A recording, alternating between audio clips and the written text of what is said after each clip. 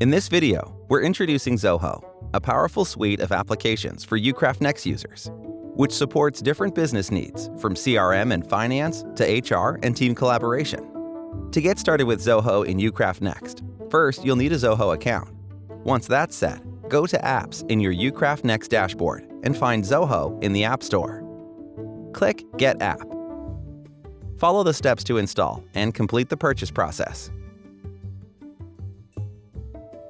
After installation, click Connect Zoho and select the relevant project in your Zoho account. You'll see an Access Information page. Click Accept to move forward. Now, let's set up event mapping. In the Mapping section, click Plus Add Event and choose the Zoho module you want to connect. This mapping allows you to link specific events in Ucraft with Zoho modules, making data sharing seamless across both platforms. Just select your events, save the changes, and you're all set. By integrating Zoho with Ucraft, you're adding powerful business management tools to your site, streamlining everything from customer relationships to team collaboration.